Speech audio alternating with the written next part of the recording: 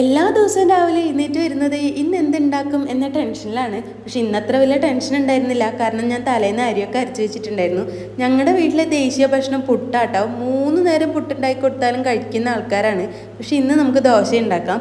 തലേന്ന് അരി അരയ്ക്കുമ്പോൾ ഞാൻ വിചാരിച്ചിരുന്നു ഇത് പൊന്തി വരില്ല എന്ന്. കാരണം ഇവിടെ ഭയങ്കര തണുപ്പാണ്.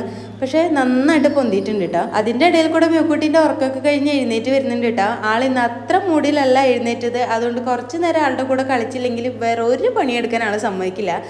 അങ്ങനെ കുറച്ച് നേരം ആളുടെ ഫേവറേറ്റ് പാട്ടൊക്കെ പാടിക്കൊടുത്ത് ആളുടെ കൂടെ ഒന്ന് കളിച്ച് ആളെ നോക്കിയാക്കിയിട്ട് ഇതാ ദോശയ്ക്കുള്ള കറിയൊക്കെ ആക്കിയിട്ടുണ്ട്.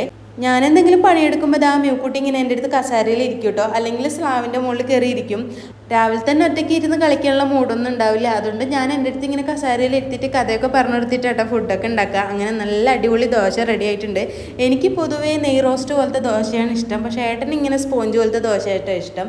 അങ്ങനെ നമ്മൾ 3 പേരും കൂടി ഇരുന്ന് ചായയൊക്കെ കുടിച്ച് അടുത്തത് ഭയങ്കര ടാസ്ക് പിടിച്ച പരിപാടിയാണ്. ഒരു കാരണവശാലും ഞാൻ വിളിച്ചാൽ വരില്ല കേട്ടോ.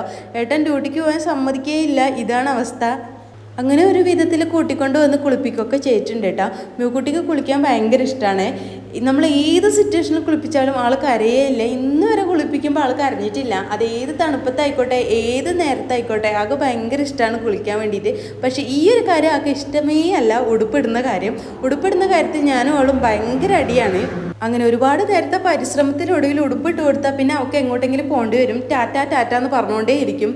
ചില സമയത്ത് ഇതൊക്കെ ചെയ്തു കൊടുക്കുമ്പോൾ എനിക്ക് ഭയങ്കരമായിട്ട് സങ്കടം വരാറുണ്ട്. വെറുതെ ഇരുന്ന് കരയാറുണ്ട്. കുറച്ചുകൂടെ വലുതായി കഴിഞ്ഞാൽ എൻ്റെ ആവശ്യമേ ഇവക്കില്ല. ഇതൊക്കെ സ്വന്തമായിട്ട് ചെയ്തോളൂ. അതുകൊണ്ട് തന്നെ ഇപ്പം ഞാൻ മാക്സിമം എൻജോയ് ചെയ്തിട്ടാട്ടോ ഇതൊക്കെ ചെയ്യുന്നത്. ഇനി ആകെ കുറച്ച് കാലം കൂടിയല്ലേ ഉള്ളൂ എനിക്കിതൊക്കെ ചെയ്യാൻ പറ്റുള്ളൂ. അങ്ങനെ കുറച്ച് നേരത്തെ കുരുത്തക്കേടിന് ശേഷം ആളിതാ കിടന്ന് ഉറങ്ങിയിട്ടുണ്ട്. ആൾക്ക് ഇങ്ങനെ കിടന്ന് ഉറങ്ങുന്ന കേട്ടോ ഇഷ്ടം.